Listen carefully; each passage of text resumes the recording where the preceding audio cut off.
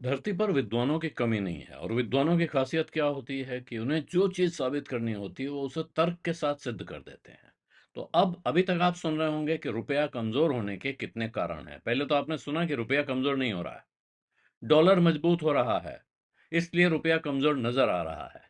लेकिन आप मान लीजिए डॉलर मजबूत हो रहा है या रुपया कमज़ोर हो रहा है, बात एक ही है, लेकिन आप इसमें से जो कहना चाहें वो कह लें, तो उसका कारण क्या है? डॉलर मजबूत होने का क्या कारण है और रुपया कमजोर होने का क्या कारण है? तो अभी तक क्या मान रहे थे कि विदेश से जो चीजें एक्सपोर्ट इंपोर्ट हो रही हैं वो बहुत महंगी पड़ रही हैं, खास तौर पे कच्चा तेल, और कच्चे तेल का दाम बढ़ने की वजह से प्रेशर पड़ रहा है और उसकी वजह से डॉलर की जरूरत पड़ रही है, जिससे डॉलर मजबूत हो रहा है, रुपया कमजोर हो रहा है। और इसे देखकर विदेशी निवेशक, बड़े जिनको एफपीआईज कहते हैं, फॉरेन पोर्टफोलियो इन्वेस्टर्स, वो भारत के बाजार से अपना माल बेच रहे हैं और भाग रहे हैं, क्योंकि उनको लगता है कि अगर रुपए में कमा भी लिया और रुपया कमजोर होता गया तो उनका रिटर्न बहुत कम हो जाएगा, और अगर बाजार में नुकसान हो रहा है तो और चिंता की बात है। तो ये तमाम कारण, खास तौर पे करंट अकाउंट डेफिसिट यानी कि चालू खाते का घाटा, रुपए की कमजोरी के लिए जिम्मेदार माना जा रहा था कि जो व्यापार हो रहा है भारत का विदेश के साथ, इसमें जितना डॉलर की मांग बढ़ेगी, रुपए की मांग कम होगी, वो नुकसान करेगा। लेकिन अब एक ताज़ा विशेषज्ञ आए हैं, जानकारी आई है, और वो आई कहाँ से है?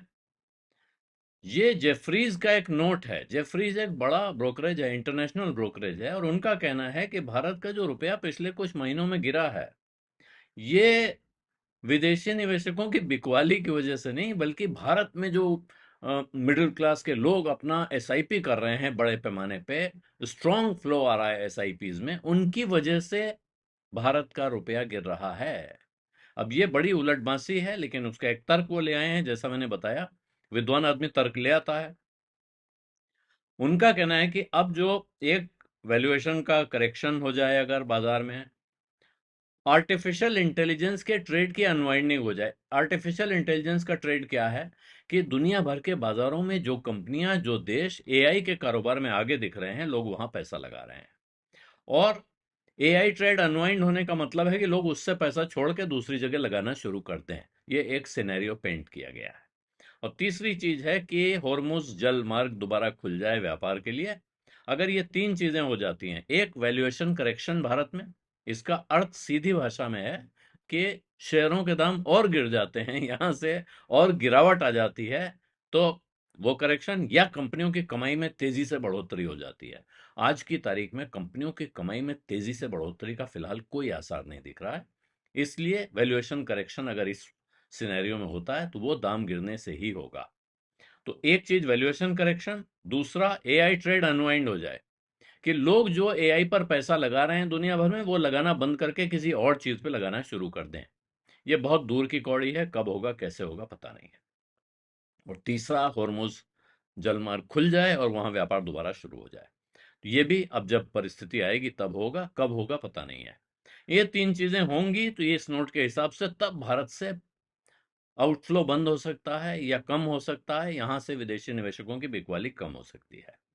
तो अभी उनका क्या कहना है कि जो करंट अकाउंट का डेफिसिट है वो बहुत इसके लिए जिम्मेदार नहीं है, रुपए की कमजोरी के लिए, लेकिन जो कैपिटल फ्लो है बहुत कम है विदेशों से, वो सबसे बड़ा जिम्मेदार है, और ये बात एकदम सही है।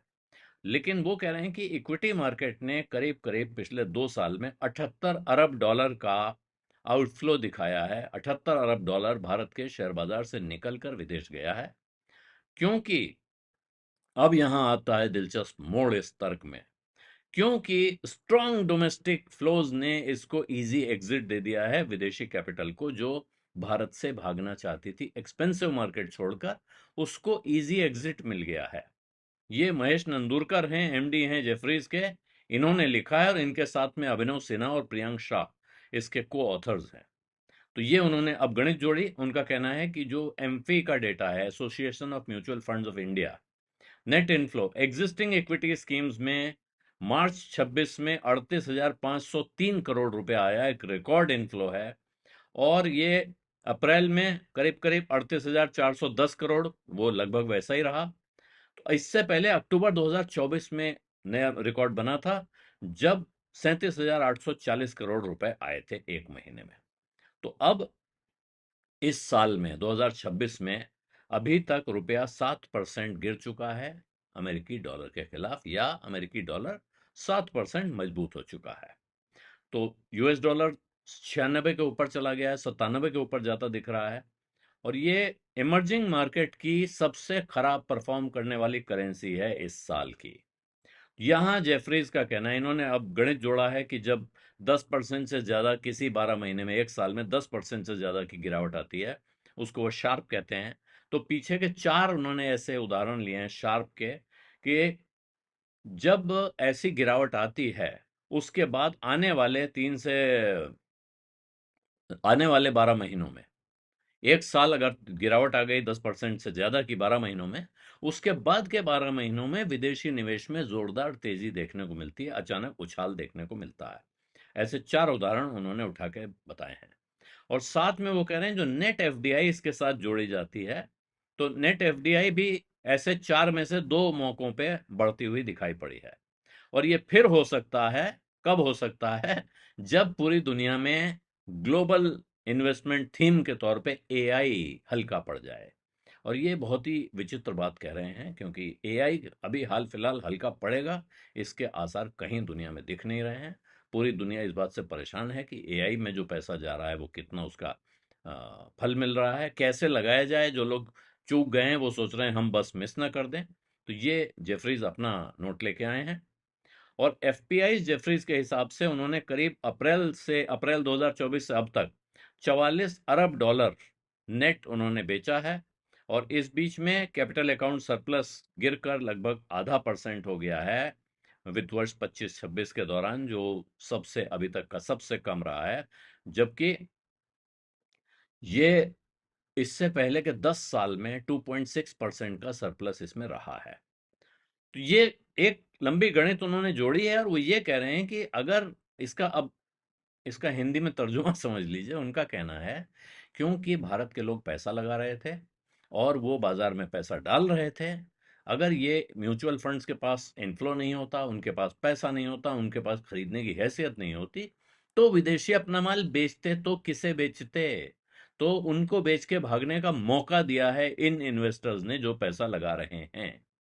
ये बहुत घुमा के तर्क पकड़ा गया। अब अ, इसको कई तरह से एनालाइज करना पड़ेगा, सोचना पड़ेगा कितनी गहरी बात है या ये कितनी हल्की बात है। आप इसको जिस तरह से देखना चाहें वो देख सकते हैं। तो ये उनका कहना है कि जो फॉरेन सेलिंग का प्रेशर होता है वो वो ये एब्जॉर्ब करता रहा है। ये जो जबरदस्त इनफ्लो आता है उसकी वजह से वो प्रेशर दिखाई नहीं पड़ता है। और बैलेंस ऑफ पेमेंट करीब 2 सालों में नेगेटिव रहा है, और आने वाला साल भी एक नेगेटिव बैलेंस ऑफ पेमेंट रहेगा। बैलेंस ऑफ पेमेंट नेगेटिव होने का अर्थ है कि व्यापार घाटा बढ़ा हुआ है। जितना हम एक्सपोर्ट कर रहे हैं उससे ज्यादा हम इंपोर्ट करते हैं। तो ये उन्होंने गणित जोड़ लिया और कहा कि ये छोटा निवेशक जो भारत के बाजार पर भरोसा रखता है वो इसके लिए जिम्मेदार है। लेकिन प्रश्न ये है कि क्या छोटा निवेशक बाजार में नहीं होता? अब उनका नोट खत्म हो गया। मैं इस पे अपना जो मुझे लग रहा है अपनी टिप्पणी दे रहा हूं कि अगर ये छोटा निवेशक बाजार में नहीं होता, इसका पैसा नहीं होता, तो बाजार में जो हाहाकार मचा था, वो मचता, उसकी आप कल्पना कर सकते हैं। इससे पहले हमने दसियों सालों पहले देखा है, जब कभी विदेशी निवेशक बेचते थे, थोड़ी बहुत बिकवाली के बाद हड़कंप मच जाता था, बाजार जमीन पे आ जाता था। आज की तारीख में अगर वो बाजार जमीन पे नहीं आया है, तो कल, परसों, अगले साल, उसके अगले साल जब कभी विदेशी निवेशक लौट के आएंगे और इस बाजार में खरीदारी करना चाहेंगे, तो उस वक्त उनको जो भाव मिलेगा वो भाव कहां से मिलेगा, और जिस शेयर को वो खरीदेंगे वो किससे खरीदेंगे? उस वक्त यही लोग होंगे जो जिन्होंने आज खरीदा है वो बेचने वाले होंगे या नए शेयर आएंगे। तो उस वक्त आज जिन लोगों ने इस बाजार में भरोसा दिखाया है, क्या वो अपराधी साबित होंगे या उस वक्त वो दानिशमंद नजर आएंगे? इस सवाल का जवाब इस नोट के लेखकों को देना चाहिए, और आप सबको भी सोचना चाहिए कि वो क्या कह रहे हैं, और ये भी शंका मन में रखनी चाहिए कि वो ऐसा क्यों कह रहे हैं। ये सवाल शेयर बाजार में बार बार पूछा जाना चाहिए जब किसी की बात आप सुनते हैं, कि ये बात क्यों कही जा रही है, इसके पीछे कोई अ, छिपा हुआ स्वार्थ तो नहीं हो सकता है, कोई और कारण तो नहीं हो सकता है, किसी तर्क के आधार पर आपको बाकी दुनिया को एक दिशा दिखाने का प्रयास तो नहीं हो सकता है। बीज अड्डा में आज इतना ही है। इजाज़त दीजिए। धन्यवाद। नमस्कार।